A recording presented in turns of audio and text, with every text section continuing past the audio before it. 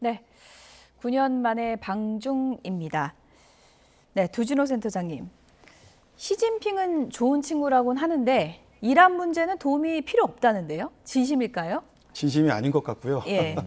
사실 뭐 지금 중동 문제가 워낙 지금 국제사회에서 가장 뜨겁고 중요한 이슈, 문명사적 사건이기 때문에 어떤 형태로든 도널드 트럼프 미국 대통령도 미중 정상회담에서 무역 현안도 중요하고 그다음에 뭐 기술 안보 관련된 현안도 다 중요하지만 예. 지지부진한 이 중동 문제를 어떤 식으로든 해결하기 위해서 도널드 트럼프 미국 대통령의 도움이 필요한 것입니다. 그러니까 강력한 부정은 결국은 긍정을 전제로 하고 있기 때문에 노를 세 네. 번 했거든요. 예. 노 세 번 합치면 예스가 될 것 같아요. 아, 그런가요? 예. 좀 전에 중국 외교부 대변인의 발언에서 평화, 안정이라고 하는 키워드가 나왔습니다. 물론 그 외에도 무역과 관련된 여타 메시지들도 나왔겠지만 결국 평화와 안정이라는 것을 이야기하고 그리고 1박 3일과 같은 2박 3일간의 이 미중 정상회담 기간 동안 트럼프 대통령의 방중 기간 동안에 어떻게 보면 중국 제국, 오늘날의 중국의 정치적, 역사적 중심지인 천단에서 함께하는 그런 행위들도 사실은 전쟁의 종지부를 찍기 위한 양측의 노력이 물론 이제 중국의 사심과 의도도 어느 정도 반영이 되어 있지만 예. 양측의 그런 기대감과 이런 여망들이 어느 정도 투영이 됐다라고 봐야 될 것 같습니다. 결과적으로 트럼프 대통령은 중동 문제 해결하는 데 있어서 시진핑 좋은 친구지만 도움이 필요 없어라고 얘기하지만 예.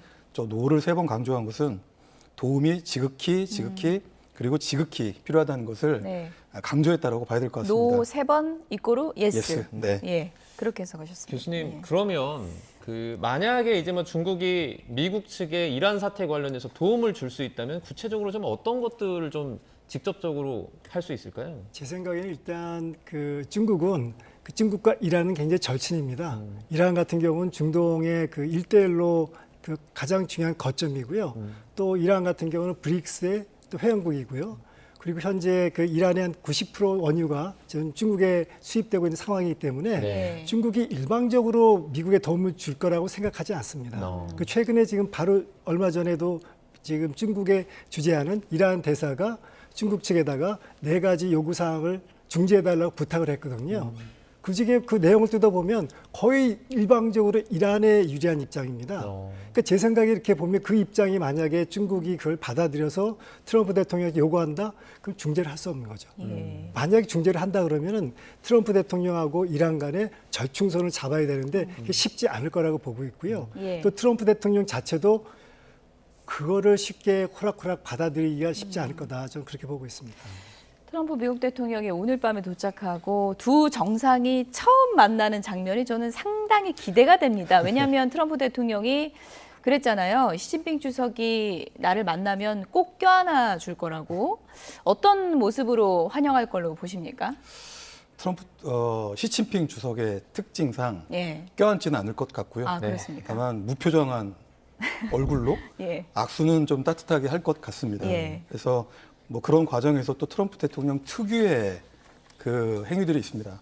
자기 쪽으로 힘을 줘서 압력을 꽉 줘서 자기 예. 쪽으로 당겨오면서 주도권을 갖고자 할 텐데요. 그것도 기싸움이잖아요. 네, 그런 예. 기싸움, 삿바싸움에서도 아마 시진핑 주석이 충분히 준비가 되었기 때문에 예. 그 순간만이라도 집중력을 유지해서 절대 트럼프 대통령 쪽으로 아마 악수할 때 손을 주지 않으려고 하는 치열한 기싸움이 처음부터 진행이 되리라 생각을 합니다. 물론 따뜻하게 환대하고 반가운 모습으로 만나야 되지만 지금 미중 간의 상황 그리고 중동을 둘러싼 여타 상황들이 그렇게 웃으면서 막 포옹을 하면서 만날 수 예. 있는 그런 상황이 아니기 때문에 말씀하신 2017년 9년 전에 국빈 방문했을 때 그때는 멜라니아 여사도 같이 동행해서 갔을 때처럼 예.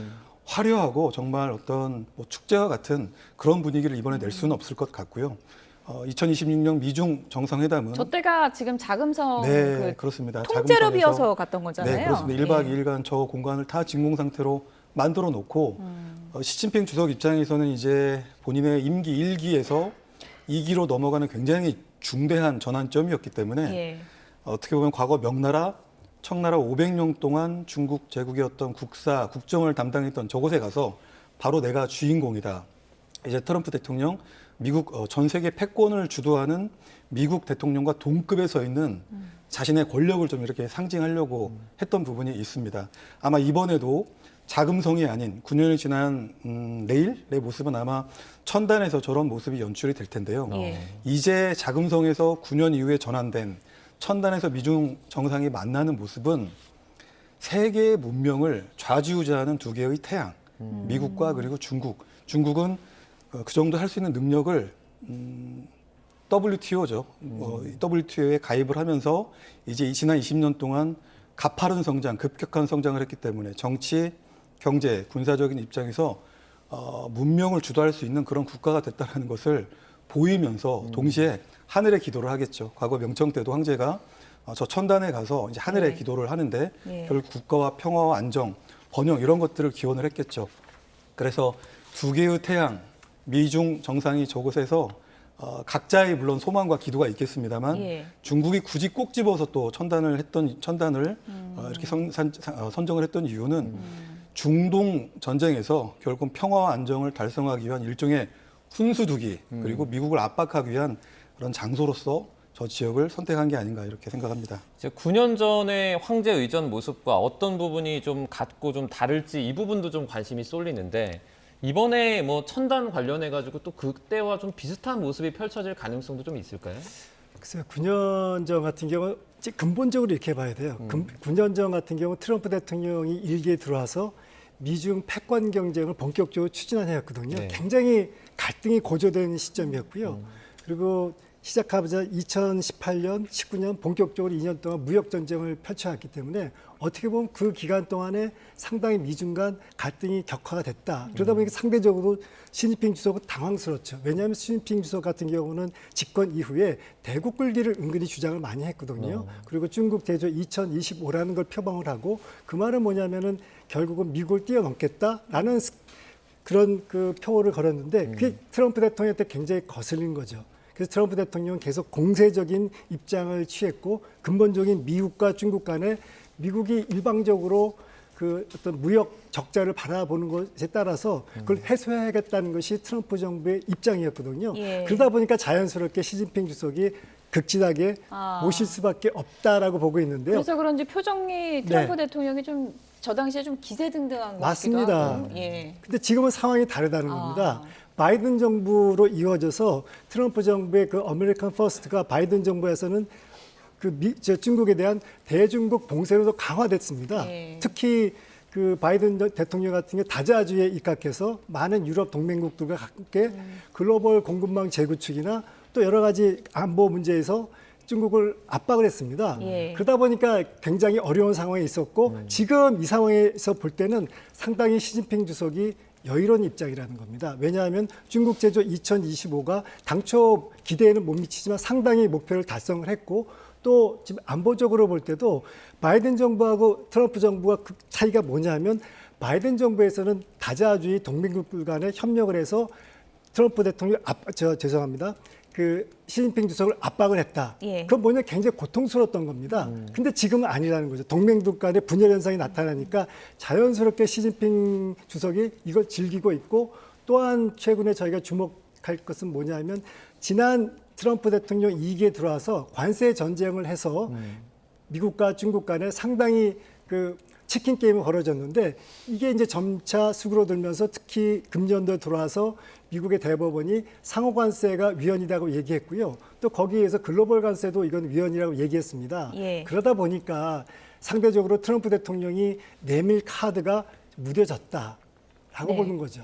어쨌든 뭐 9년 전에 중국 갈 때랑은 상당히 상황이 다르다 이런 분석을 할 수 있을 것 같은데 이번에 중국행에 누가 동행을 하는지 저희가 그래픽으로 좀 준비해봤습니다. 보여주실까요? 네, 트럼프 미국 대통령과 중국행 비행기에 누가 같이 탔을까? 보시죠. 뭐 갈만한 사람들이 다 갑니다. 루비오 장관, 헤그세스 장관 뭐 다 가고요. 그리고 뭐 옆에 보면은 가족도 가요. 차남도 가고 며느리도 가는데 중요한 거는 멜라니아 여사가 이번엔 동행을 안 하게 됩니다. 그리고 루비오 장관이 가게 된 그 정황과 관련해서도 상당한 에피소드가 한 가지 있는데요. 입국이 금지돼 있었다 그래요. 루비오 장관이. 그래서 한자 이름을 바꿔서 중국을 간다고 합니다. 노비오에서 노비오. 그러니까 자세히 보시면 한자가 밥그릇 노에서 노두날 노로 바꿨습니다. 저렇게 한자만 바꾸면 들어갈 수 있는 겁니까? 그 두로 입국을 가능하게 하기 위해서 예. 한자를 바꿔서 예. 일종의 제재를 예. 해제하는 그런 모습으로 제재 일시 네, 해제입니까? 일시 해제 같은 예. 모습. 그런데 갑자기 루비오 국무장관 성이 바뀌는 예. 이런 상황이 됐는데요. 어쨌든 여러 가지 함의가 좀 있는 것 같아요. 물론 이제 중요한 정상회담이기 때문에 주무장관이자 뭐 지금 안보실장을 같이 겸하고 있기 때문에 예. 루비오 국무장관이 빠질 수가 없는 상황이니 지금 뭐 입국 금지가 되어 있는 제재 상황, 인적 제재가 가해진 상황에서 예. 어쨌든 그걸 해제해야 국제법으로도 서로 간에 뭔가 뒤끝이 없기 때문에 그런 부분들은 좀 제도적으로 조치를 하는 게 좀 맞는 것 같고요. 예. 뭐 그런 사정 때문에 한 건데 예. 결국은 또 이것을 돌려 해석을 해보면 양자가 지금 서로에게 지금 부과하고 있는 일종의 제재에 대해서 약간의 좀 긍정적인 신호 분위기 메시지도 없지 않기 때문에 정상회담을 앞두고 치열한 기싸움이 지금 벌어지고는 있지만 외교사에 남을 것 같아요. 이게 성 한자 하나 성을 바꾸고 바꿔 치웠다. 들어가고. 네, 예. 루비오 장관은 예. 평생 기억을 할 것 같습니다. 그래서 예. 그런 측면에서도 약간의 좀 분위기를 누그러뜨리고 좋게 가져가는 데 있어서 의미가 적지 않다 저는 이렇게 생각을 합니다. 차남이나 며느리도 가는데 그 이제 영부인이죠. 멜라니아 여사가 안 가는 건 왜 때문이라고 생각하세요? 뭐 어쨌든 가장 중요한 건 멜라니아 여사가 동행을 하지 않는 부분인데 네.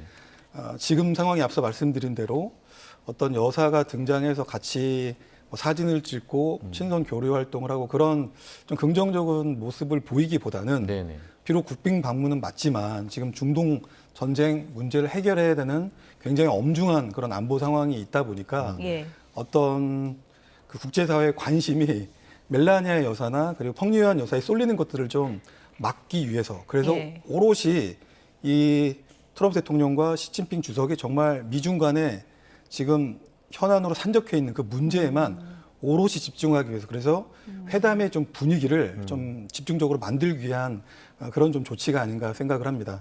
예. 지금 자금성에서 저렇게 부부 동반으로 이렇게 만나는 모습 상당히 좀 화기애애했었는데 이번에는 그림이 상당히 좀 다를 것 같습니다.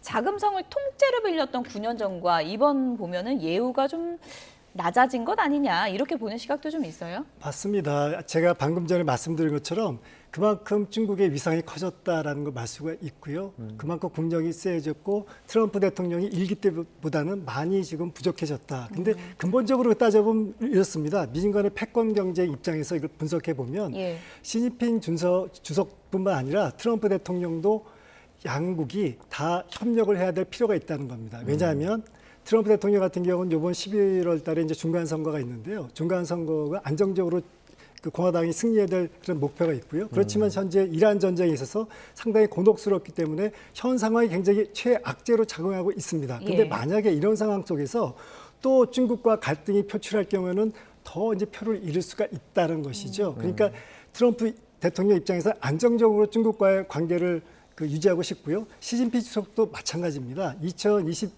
2027년이라는 게 굉장히 중요한 그 해인데 예. 그 사연임의 어떤 가름길이거든요. 그러니까 안정적으로 시진핑 주석도 경제를 운영해야 된다. 근데 사실 지금 보면 중국 내부가 경제 사정이 썩 좋지 않아요. 실업률도 높고.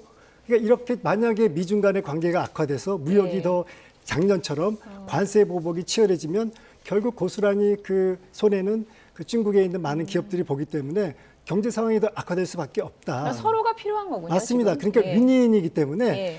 물론 예우 차원에서 조금 지난보다 떨어질 수가 있지만 그 이것이 이제 국빈 방문이지만 지금 미국 측에서는 전시 상황이거든요. 그리고 또 이게 두 번째란 말입니다. 지난 3월에 당초 열리기로 했는데 예. 연기가 됐잖아요. 연기됐죠. 이번에도 사실 이게 또 연기가 될까라고 얘기가 있기 때문에 그런 것들을 고려하지 않았을까라고 보고 있습니다. 네.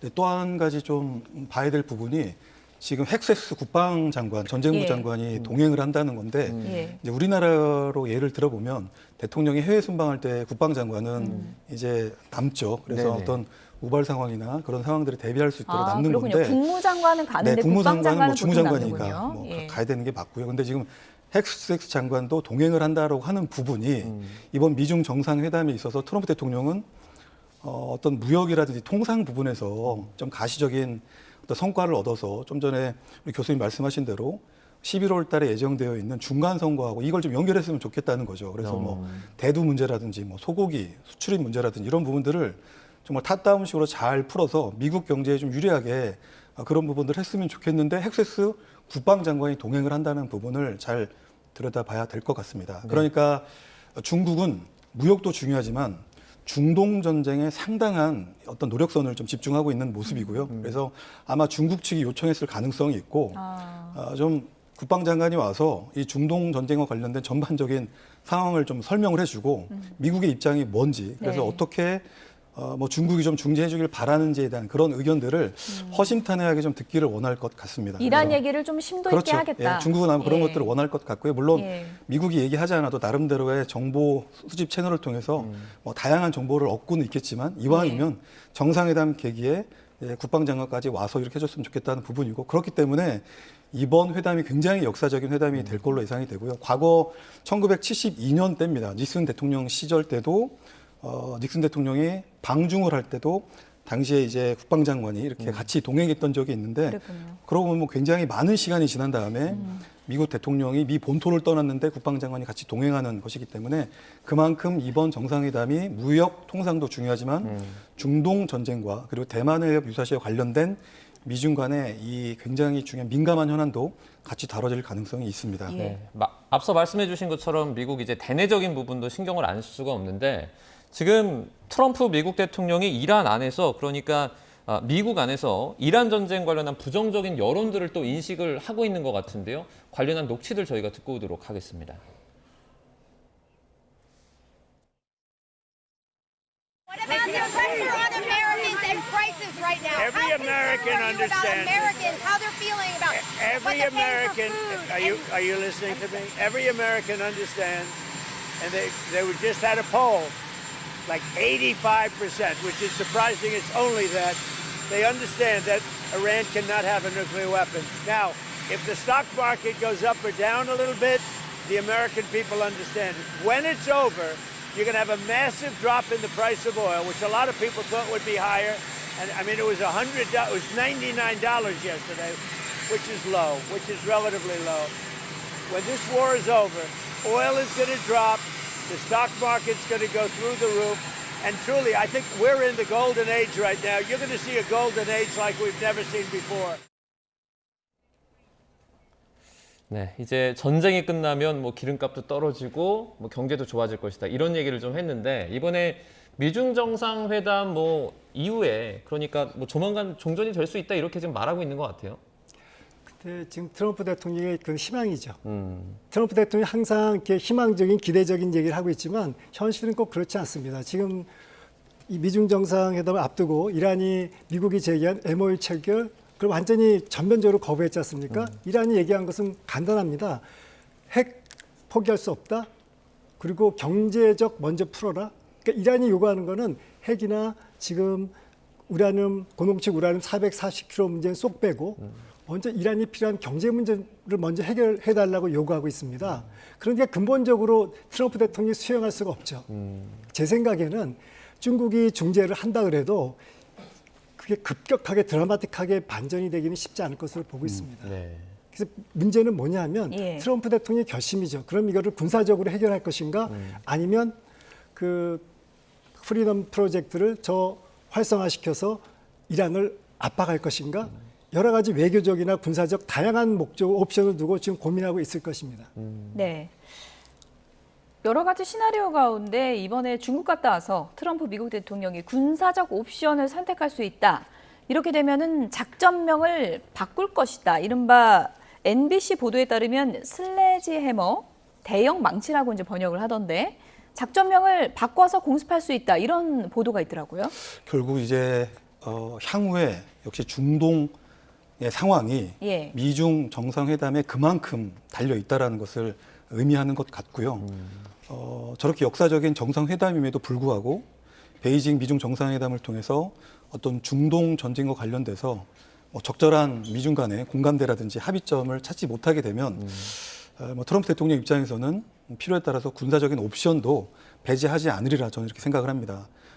이제 군사적인 동향만 놓고 보면 대략 한 기존의 GCC 지역의 상주하고 있는 미군 병력 외에도 여전히 뭐 공수사단이라든지 그다음에 특수작전 부대들이 아직도 주둔하고 있는 그런 상황이고 뭐 항공모함들도 여전히 작전 배치되어 있는 상황이기 때문에 이런 타이트한 긴장을 아직 해제하고 있지 않는 상황이라는 것이죠. 그래서 미중 정상회담까지 했는데 중동 전쟁에서 어떤 돌파구를 얻지 못한다. 그렇다면 이제 더더욱 가능한 모든 방법을 동원해서 말씀하신 슬래지 해머와 같은 일종의 이제 장대한 분노 작전 2.0은 할 수는 없기 때문에 뭐 예를 들어 작년 6월에 했던 미드나이트 해머와 같은 슬래지 해머와 같은 이런 외과 수술식 핀포인트 작전 그러니까 예. 대부분 그 핀포인트 작전은 남아있는 혁명수비대의 일부 지휘 세력들 더하기 포로드라든지 나탄지에 은닉될 걸로 예상되어 있는 그 지점에 핵, 농축 우라늄 시설 인프라에 대한 이런 제한된 이란 본토 공격도 옵션으로 좀 갖고 있지 않나 이렇게 생각을 합니다. 이재명 대통령이 미중 정상회담 의제 논의하기 위해서 이제 우리나라 찾았던 베선트 재무장관이라든지 허리펑 부총리를 만날 예정인데 이 자리에서는 어떤 내용들이 좀 나올까요? 당연히 지금 미중 정상회담하고 관련된 것이 있겠는데 우리나라 입장에서 가장 중요한 게 뭡니까? 우리나라는 대미 투자 문제 아닙니까?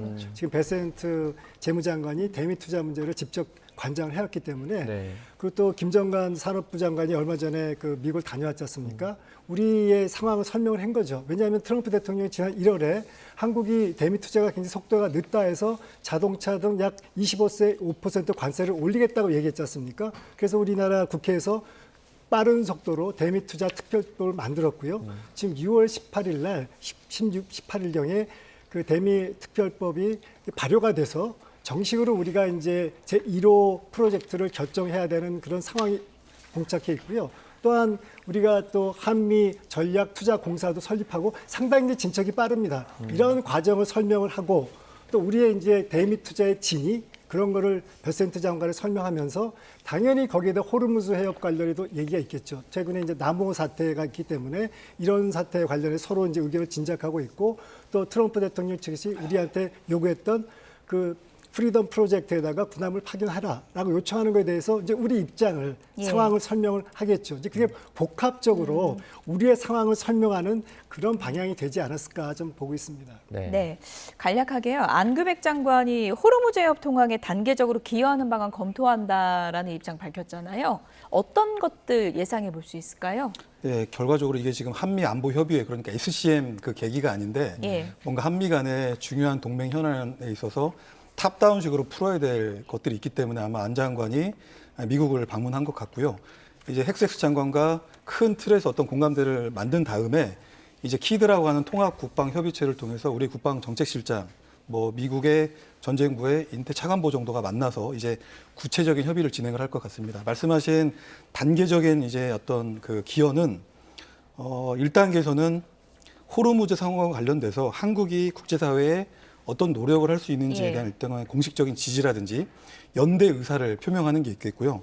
두 번째는 조금 더 진보되어서 뭐 인력 파견, 예를 들면 연락 장교를 파견한다든지 정보 공유를 한다든지 이런 예. 절차를 예상해 볼 수가 있겠고 마지막 높은 단계에서는 예. 군사적 지원의 모습으로 결국은 가지 않을까. 그래서 미국이 뭐 어떤 구상하고 있는 해상 자유연합이라든지 혹은 또 영국, 프랑스가 주도하고 있는 호르무즈 이니셔티브라든지 여러 플랫폼에 이제 한국의 직접적인 기여가 예상되는 것이고 안 장관이 그것을 동맹국에 가서 사실상 정치적 선언을 했기 때문에 여전히 신중히 검토하는 과정이 있지만 중동 전쟁이 종료가 되면 한국이 기여하겠다. 그리고 그건 국제사회에 기여하고 그리고 동맹에도 예. 어떤 식으로든 기여하겠다라는 예. 그런 대한민국의 의지를 이렇게 밝힌 것으로 보입니다. 네, 뭐 정부도 고심이 깊을 것 같은데 지금 미국 내 상황을 보면 트럼프 미국 대통령에 대한 지지율이 최저치를 기록하다 보니까 뭐 갖가지 뭐 좀 풍자하는 내용도 많이 나오고 있는데 비디오 게임 이번에 또 등장했다 그러죠? 네, 맞습니다. 미국 워싱턴 한복판에 이란전 풍자하는 비디오 게임까지 등장을 했는데요. 현실 전쟁을 고스란히 게임에 옮겼는데 이 게임이 절대 끝나지 않을 수도 있다는 무서운 경고문도 붙어 있습니다. 화면 함께 보시죠. 네, 게임의 이름은 작전명 장대한 분노, 지옥행 해협. 트럼프 대통령의 대이란 군사작전 명칭을 비꼬아서 만든 명칭입니다.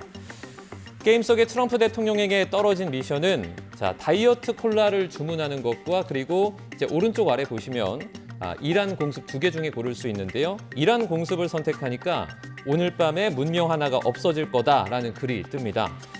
전쟁 선포에 이제 헤그세스 국방장관이 찾아와서 자, 끝내준다 이렇게 추켜 세우는가 하면요. 헬기로 향하는 트럼프 대통령에게 이란을 석기 시대로 되돌릴 준비가 됐냐라는 그런 문구도 뜹니다.